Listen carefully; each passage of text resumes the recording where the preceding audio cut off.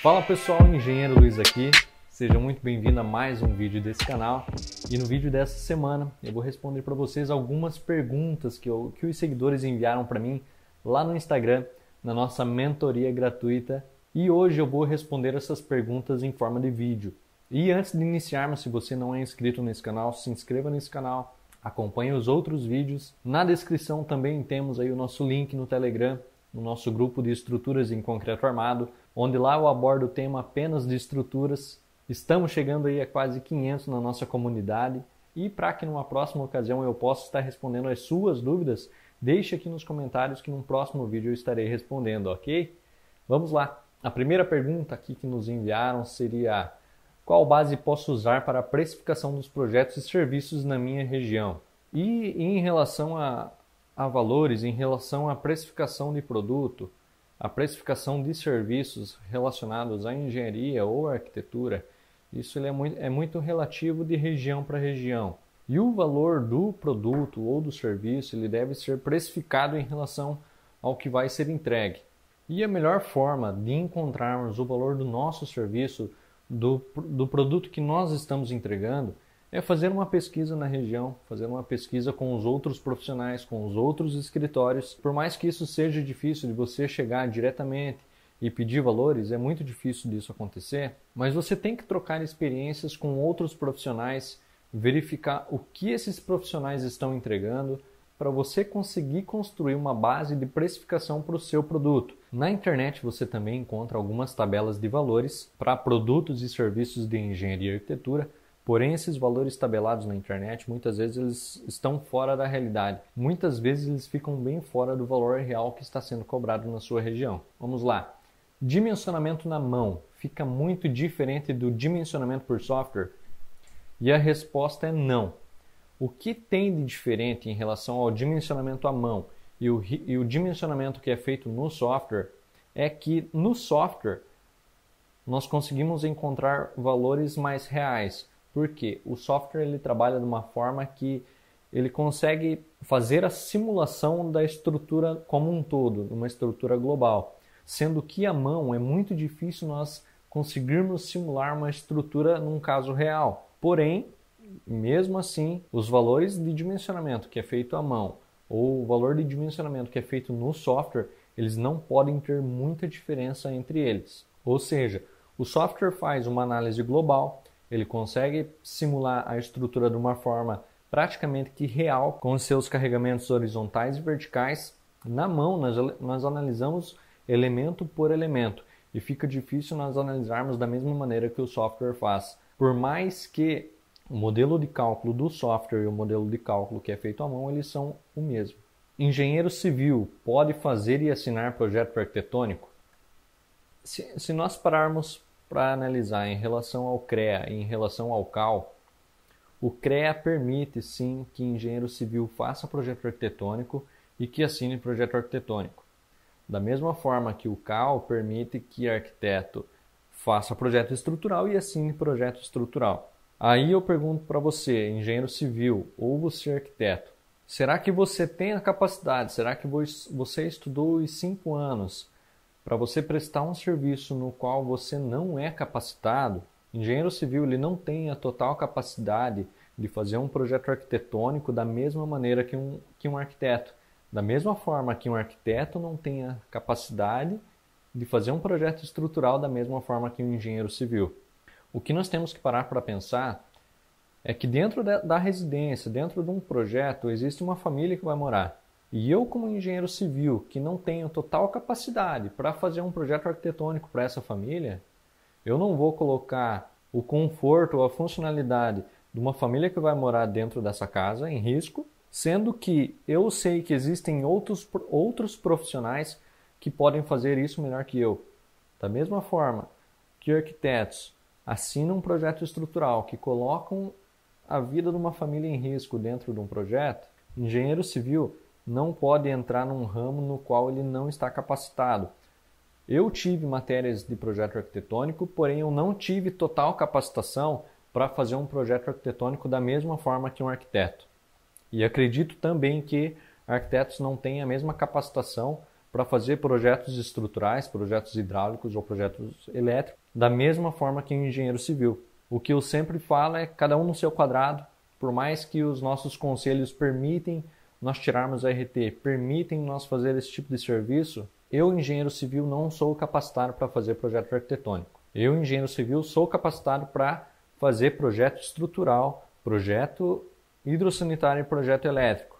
E projeto elétrico ainda é outra coisa, porque nós, engenheiros civis, que não somos engenheiros eletricistas, não vamos fazer um projeto elétrico da mesma forma que um engenheiro eletricista. Resumindo, acredito que hoje existe campo de atuação para todos, porém acredito que o melhor a ser feito é aquele profissional que estudou, o profissional que realmente está capacitado. Vamos lá, você tem alguma receita boa para cálculo de pilar? Tenho dúvidas de como chegar nas cargas dos pilares. Vamos lá, receita dentro da engenharia civil não existe. Não existe um método revolucionário no qual vá te resolver todos os problemas dentro da engenharia civil. E nem mesmo dentro da engenharia estrutural ou qualquer outro tipo de projeto.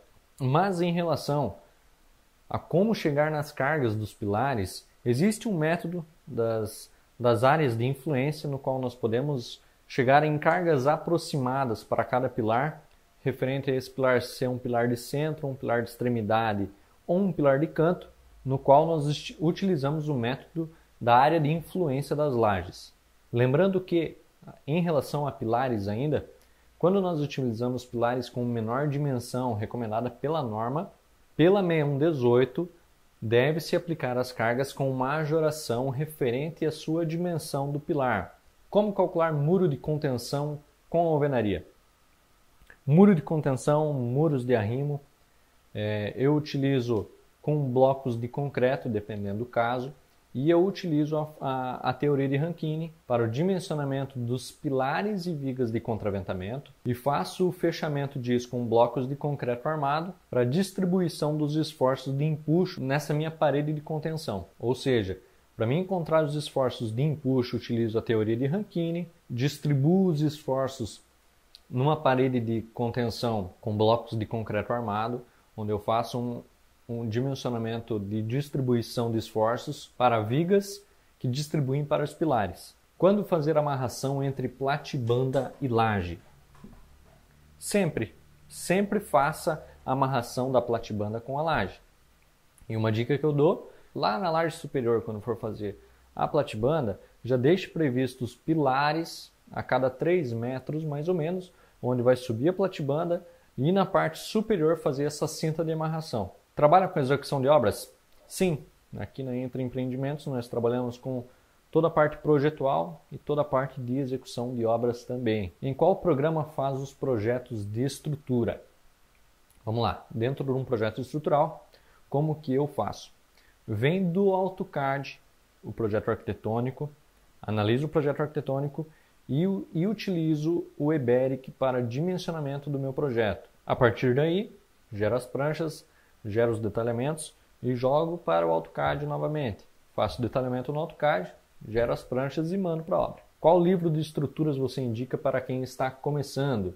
Um dos livros aí que eu gosto bastante é o Análise de Estruturas, do autor Luiz Fernando Marta. Não é coincidência ter o mesmo nome. Porém, eu aconselho que, para um estudo inicial sobre estruturas, sobre concepção e análise de estruturas em concreto armado, eu faço isso e indico que seja procurados artigos na internet, estudos de caso, procurar por pesquisas aplicadas, métodos de cálculo aplicados e também, para quem realmente está começando, buscar por livros com fundamentos básicos. Não adianta a gente começar a estudar cálculos aprofundados sem antes ter uma base teórica, sem antes ter os fundamentos da engenharia estrutural. Quais soluções para diminuir o número de barras elevadas para pilares?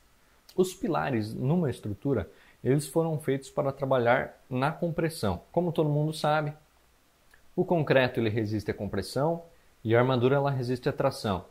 As armaduras que estão dentro de um pilar, elas servem tanto como forma construtiva ou para combater alguns esforços de tração, que são gerados pelos momentos fletores, momentos torsores, enfim. Quando um pilar ele está mal posicionado em relação à sua inércia, em relação à posição dos outros pilares também, ele acaba sofrendo momentos fletores, fazendo com que aumente a taxa de aço. E para resolver isso em relação a pilares, a primeira coisa, verificar sua posição, verificar aonde que está o lado de maior inércia em relação aos momentos fletores atuantes, verificar a sua condição de esbeltez e em relação ao comprimento de flambagem também. Se esse pilar está apoiado, se esse pilar está engastado, se as vigas que estão fazendo o travamento desse meu pilar, se elas estão transferindo esforços para o meu pilar. E uma das formas de resolver com que a taxa de armaduras do meu pilar diminua é fazendo com que ele receba mais esforços de compressão do que tração. Quais soluções quando ocorre erro nas bitolas ou quando o número de barras são elevadas? Da mesma forma dos pilares. Essa questão aqui ela funciona para qualquer elemento da estrutura, que o concreto funciona com pressão e as armaduras funcionam na tração, para que nós conseguimos diminuir o número de barras, ou quando o número de barras é muito elevado num elemento, significa que esse elemento está sofrendo esforços de tração ou torção muito elevados, fazendo com que a nossa taxa de armadura aumente e em muitos casos não há nem espaço para tanta armadura nesse meu elemento. E a solução é ajustar a concepção estrutural, ajustar a posição desses elementos, fazendo com que em cada estrutura nós formamos pórticos entre pilares e vigas. Por mais que muitas vezes a arquitetura não nos permite fazer isso, nós temos que encontrar a melhor solução, fazendo com que a nossa estrutura ela se torne mais comprimida possível e diminua os esforços de tração. Diminuindo os esforços de tração, os momentos atuantes, no qual faz com que a nossa estrutura se deforme de uma maneira no qual nós não queremos, uma das soluções é ajustar a concepção estrutural, verificar a posição desses elementos na estrutura. Porém, para cada caso exige algum tipo de alternativa. Não há fórmulas prontas para resolver apenas um elemento, ou apenas um pilar, uma viga ou uma laje. Nós temos que analisar nossa estrutura de uma maneira global e não apenas o elemento em questão. Quais soluções para lajes com flechas excessivas? A primeira atitude que eu tenho, quando eu verifico nos meus projetos que a minha laje está com flecha excessiva, eu verifico as cargas. Muitas vezes eu estou aplicando cargas na minha laje que não é condizente com a realidade, ou até mesmo cargas de parede onde você não desconta os vãos das aberturas. Uma outra solução é ajustar o posicionamento dos apoios, ajustar aonde que essa laje está se apoiando ou aonde que ela está engastando, em qual viga que ela vai estar distribuindo os esforços. Uma outra solução também é utilizar vigas faixas no centro dessa minha laje ou em posições no qual diminua essa minha flecha excessiva. E vigas faixas são nada mais que vigas normais, porém elas têm a mesma espessura do que a laje, fazendo com que em determinada região da minha laje eu tenha uma taxa de armadura maior do que o restante. Uma outra maneira de diminuir as flechas excessivas nas lajes é aplicar a plastificação nos apoios, que é feita uma redistribuição dos esforços numa porcentagem determinada pela 6118. Outro caso de diminuir as flechas excessivas é aumentar o tempo de escoramento dessa minha estrutura ou dessa laje, aumentar a seção, aumentar a sua altura. Onde há deformação, nós temos que aumentar a inércia, fazendo com que nós aumentamos o nosso H da estrutura, aumentamos o nosso H do nosso elemento no qual está deformando. Outra solução é mudar a concepção estrutural, mudar o posicionamento das vigas e mudar também o tipo de laje. Em determinados casos, uma laje treliçada não vai atender, uma laje maciça não vai atender. Temos que pensar em proteção, temos que pensar em lajes nervuradas. Para cada caso é um caso, mas tudo tem solução. Quais soluções para fazer otimização de taxa de armadura? Da mesma forma que falei antes, não existe uma solução correta para diminuir a taxa de armaduras. O que nós temos que ter é uma boa concepção estrutural, fazendo com que a nossa estrutura ela seja mais comprimida do que tracionada. Isso faz com que nós diminuímos a nossa taxa de armadura, fazendo com que a nossa estrutura ela trabalhe apenas com o concreto e a nossa armadura ela seja apenas de forma construtiva. Quais soluções e como pode ser feito sapatas excêntricas em duas direções? Isso é um problema, mas tem solução. Em relação às sapatas excêntricas, sapatas de divisa, sapatas de canto, nós temos que considerar a excentricidade de cargas dos pilares que chegam na nossa fundação. E para isso, para nós combatermos ou diminuirmos os momentos, nós temos que trabalhar com vigas de travamento, vigas de equilíbrio, porém nós não podemos simular a nossa estrutura de uma forma e detalhar de outra forma. Temos que simular a estrutura da maneira mais real possível. E dentro do EBERIC tem uma opção no qual você consegue aplicar a excentricidade de carga em sapatas nas duas direções. E a partir daí, para cada caso é um tipo de análise, para cada caso é um tipo de detalhamento, mas sim, tem a opção de fazer o dimensionamento das sapatas com excentricidade nas duas direções. Quais soluções podem ser adotadas quando o EBERIC indica variação excessiva de rigidez? E no cálculo das flechas imediatas ou as diferidas, quando o software não consegue fazer o dimensionamento das vigas, e isso também acontece com as lajes, acontece esse erro pois o software não consegue calcular o momento da seção fissurada, ou seja, ele não consegue analisar o momento de inércia da seção fissurada, pois depende do dimensionamento do elemento. Estrutura lançada e conferida, análise concluída, resultados do software são confiáveis? E o que eu digo é que a partir do momento que você fez o lançamento, a partir do momento que você fez os cálculos dentro do software, desde que você saiba como que o software independente, EBERIC, TQS, CPCAD, se você entender como que o software dimensiona, sim, você tem que confiar no que você fez, você tem que confiar nesse dimensionamento. Da mesma forma, se você for dimensionar à mão, você tem que confiar nas fórmulas que foram criadas para chegar nesse resultado. Fazer laje em uma reforma que não tem o que cuidar. Aí é um dos grandes problemas das reformas. O cliente nos procura, já tem uma estrutura pronta e ele chega para você e fala: eu quero colocar uma laje nessa estrutura. E não que isso não seja possível. É possível sim, desde que você consiga fazer um levantamento da estrutura no qual foi executada.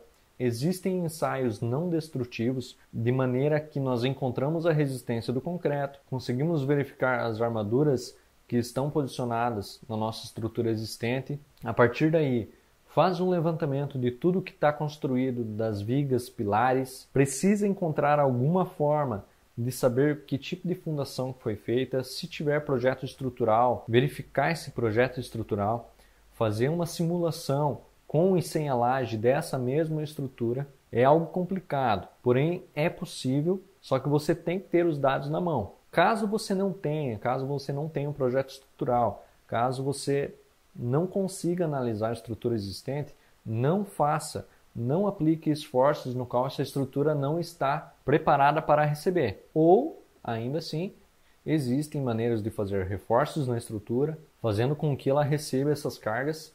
Porém, tudo deve ser analisado, tudo deve ser estudado de uma maneira no qual você chegue num resultado e que você consiga ter confiança no que você fez. O problema disso não é a laje em si. Se nós pensarmos no caminho das cargas, que as lajes descarregam nas vigas, as vigas descarregam nos pilares e os pilares nas fundações, se nós não conseguimos analisar alguns desses elementos da estrutura existente, não tem como nós termos a certeza que essa estrutura irá resistir às cargas dessa laje. O cliente não sabe onde vai colocar a parede do segundo pavimento numa laje pré-moldada. E se isso ainda está em processo de projeto, tudo bem. Não execute enquanto não definir com o cliente aonde que vai ser aplicada essa parede. Senta com o cliente, define o posicionamento dessas paredes. Ou se, mesmo assim, você não conseguiu definir em projeto ainda com o cliente, a laje foi executada e o cliente ainda está decidindo em qual posição que ele vai colocar a parede,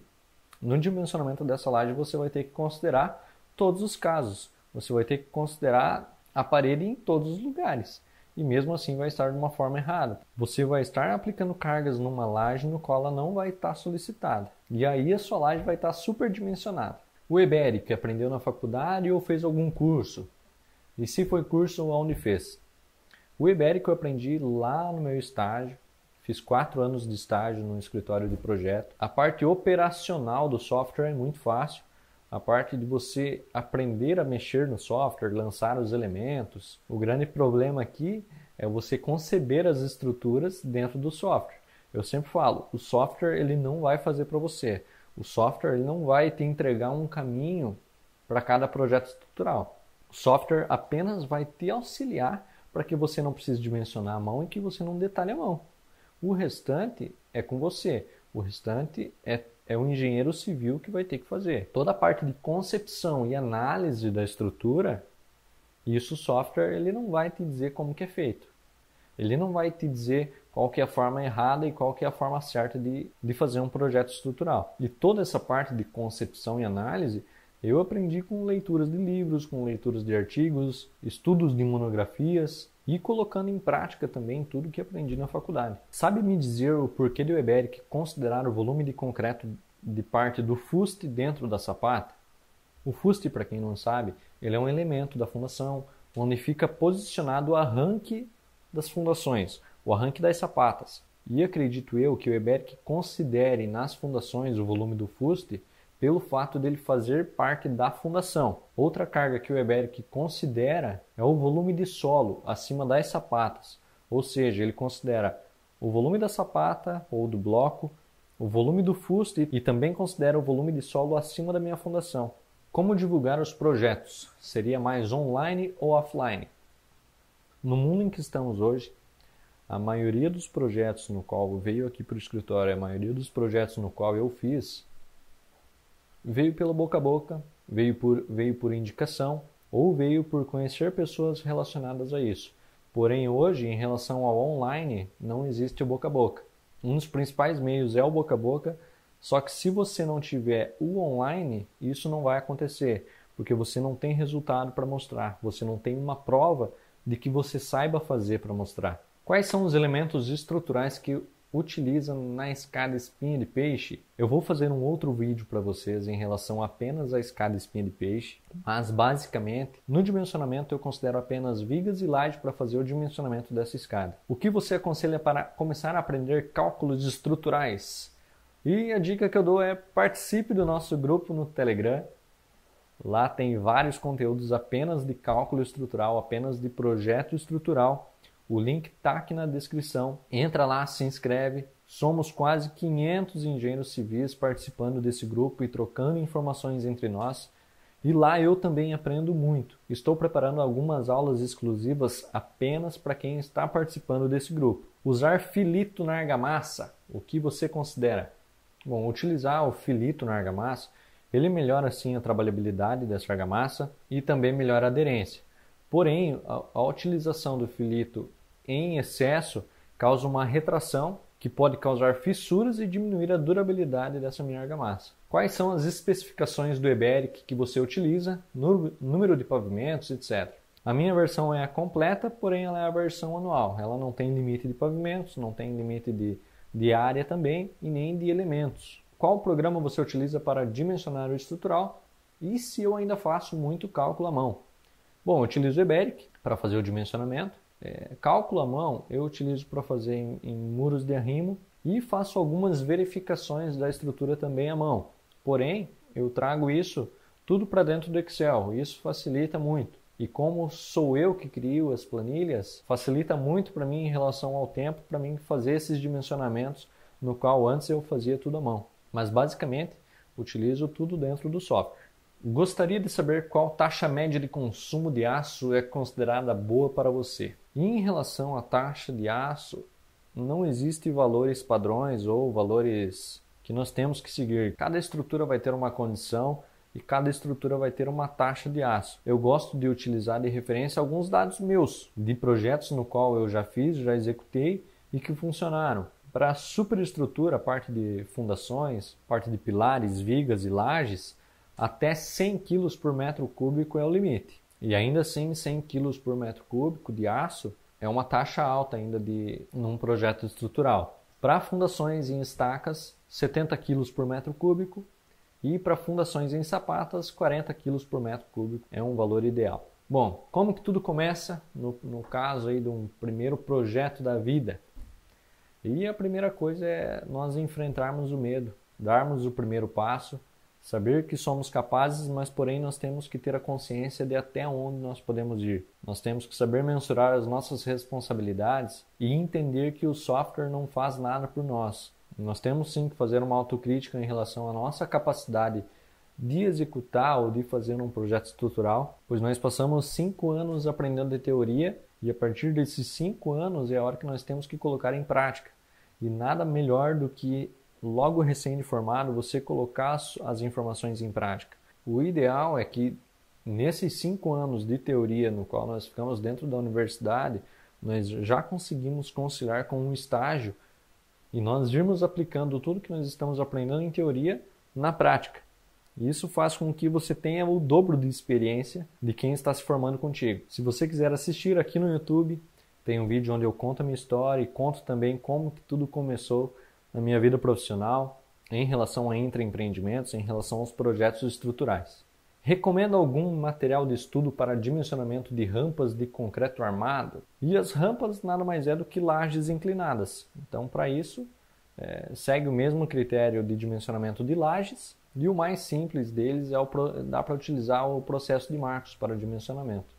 Casa térrea e pequenos sobrados. Como você analisa o solo para dimensionar a fundação? Para qualquer tipo de fundação, se você não tem sondagem, se você não tem um laudo onde diga a resistência do solo, não existe a possibilidade de dimensionar qualquer tipo de fundação. Caso o cliente não queira realizar o laudo de sondagem, não se responsabilize pelas fundações. Se você tem mais alguma dúvida relacionada à engenharia estrutural, execução de obras, tudo relacionado à engenharia civil, deixe aqui nos comentários a sua pergunta que no próximo vídeo eu estarei respondendo. Aqui embaixo também tem as minhas redes sociais. Se inscreva nesse canal, eu espero que você tenha gostado desse vídeo. Um grande abraço e até mais!